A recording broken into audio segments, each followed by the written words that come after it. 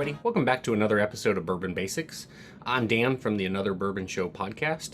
And today we are going to take a few minutes and we're going to talk about the importance of yeast to bourbon and whiskey.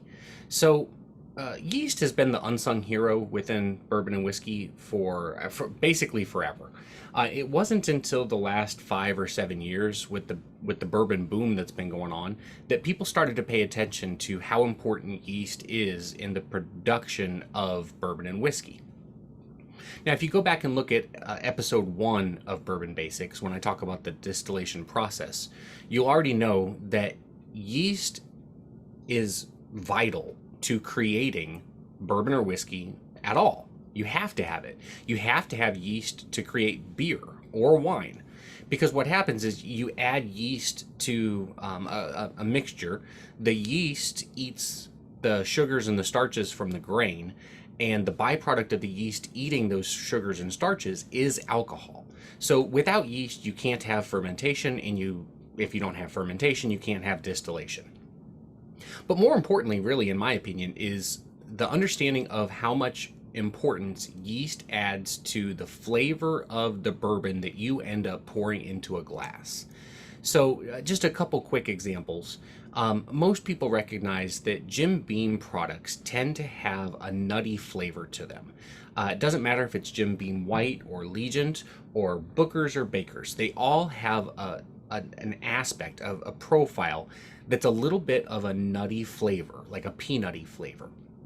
That's added through the specific yeast strain that they use. Another example is Woodford Reserve and Old Forester products. So my opinions on Old Forester and Woodford Reserve are not very common, and that's that I don't really like their products very much. I'm not a fan of theirs. Now, I recognize that they make they have an outstanding line of products, top to bottom, all the way across. Their products are excellent. The problem that I have with it is that for my particular palate, when I drink their products, I tend to pick up a very acidic taste that I don't particularly enjoy. Other people don't get that, and they're not wrong. It's just my particular palate doesn't really appreciate that acidity that I get from their products. Now, that acidity that I taste is from the yeast that they use. So the only two Woodford or Old Forester products that I really truly enjoy are Woodford Reserve Double Oaked and Old Forester 1910. Now, the reason I like those two is because both of those products are double oaked. And having gone through that double oaked process, to me, it removes some of that acidic flavor that I pick up from Woodford. But if you're talking about the flavors that yeast can add to a whiskey or a bourbon, you have to talk about Four Roses. So Four Roses has two different mash bills. They have a mash bill B and a mash bill A. But they also have 5 different yeasts that they use. That gives them 10 total recipes that they can create and distill at Four Roses. Now, if you really want to truly understand the importance of how much yeast plays a part in the flavor of a bourbon, next time you have the opportunity, try to pick up 2 different bottles of Four Roses single barrel. Every Four Roses single barrel product has the exact recipe that they use on that bottle.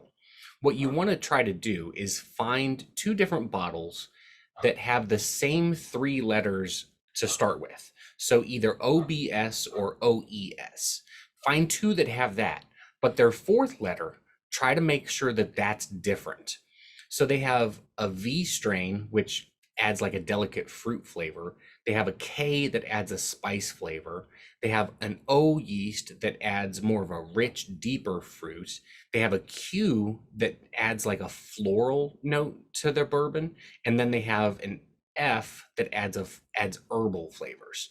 So if you can find like OESF and OESK, or find somebody who has those 2 bottles and sample them side by side, and you'll notice how different those 2 bourbons taste, even though everything about them is identical except for the yeast that they used. So in closing, yeast is super important, not only to being able to produce bourbon, but it's also important to what that flavor, what that bourbon tastes like once it's finished.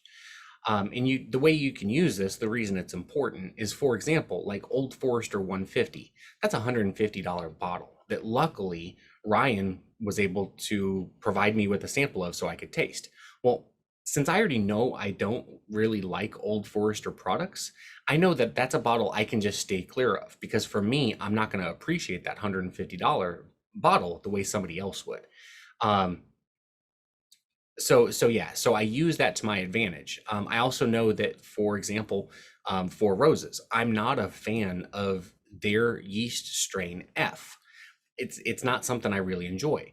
So if I see a single barrel pick and I notice that it's got F as that last letter in their recipe, I know that I may as well just not even buy it, because I'm not going to like it very much. So understanding how much yeast adds to the flavor helps you make sure that you make informed decisions whenever you're buying things as well. So again, I hope this was helpful. If it was, please let me know. If you've got a topic you want me to cover, please drop it in the comments down below. And thanks for your time. And if you got a moment, why don't you check out a longer episode of our full Another Bourbon Show podcast. Thanks so much for joining. Have a great day.